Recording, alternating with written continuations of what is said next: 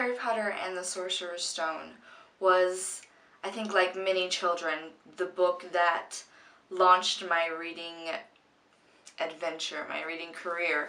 I hadn't read an actual book, and what I mean by actual, like, I read like picture books, and that was it.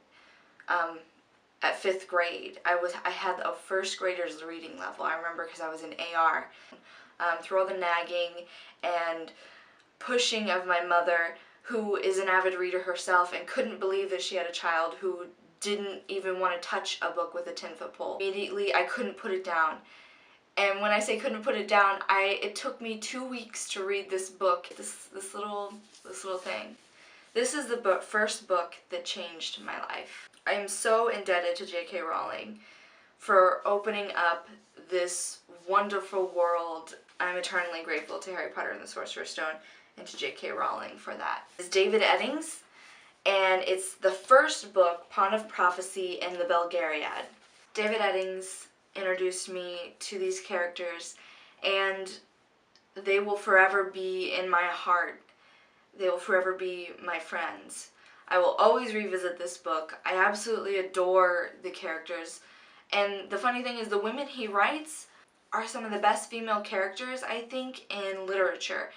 And I think part of that is that his wife helped him in these books as well. His wife was definitely there to lend him a guiding hand for the women. But they are so real and so true, and you don't find that a whole lot. David Eddings taught me how to fall in love and be compassionate about a character that wasn't even real. I never really enjoyed a classic until high school. Classics are boring. And that's what I thought. Until I came across To Kill a Mockingbird by Harper Lee. This book, I mean, it should be boring, right? Like, it's about a father and daughter, and basically you just follow the daughter around. I mean, that's a boring plot, right? Like, that's just, that's no plot whatsoever. But it works, and it's beautiful and well written, and just one of the best books I've ever read. And when I read it, I understood why classics become classics, because so many people have read them and so many people love them. And that's what I love about this book. It opened me up to classics, and it taught me that classics really are just really good books. This one I debated on talking about because, I mean, it's kind of personal, but I figured books that changed me, so why not? The 4th book that changed my life is Laurell K. Hamilton, Seduced by Moonlight. Up until this point, I have been taught that sexuality in women was something to be not talked about. It was something to be ashamed of. That women, women were ladies and they didn't think about those type of things. And you were weird if you did, and you were weird if you wanted those things. You were a slut, you were a whore, all the shaming stuff.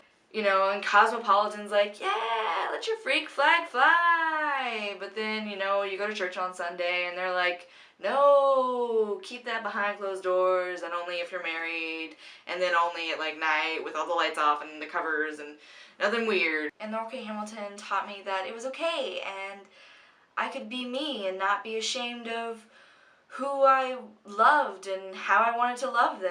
And it was inspiring and freeing, and it was amazing. And the last book I'm going to show you that changed my life is Greg Iles' Third Degree. Greg Iles is one of those writers that when you read him, you can just tell how intelligent this man is. This was the first book I'd ever read in 24 hours. There have only been a couple books since that I've read in 24 hours, the 7th Harry Potter book being one of them. But he's one of very few that I just could not put the book down for the life of me. So those are the 5 books that changed my life, and if you haven't read any of them, I highly recommend that you do, for all the reasons that I gave and more. So tell me, what is a book that has changed your life and why? My name is Jessica, and my channel is In a Nook, and hopefully I'll see you on Monday, Caitlin.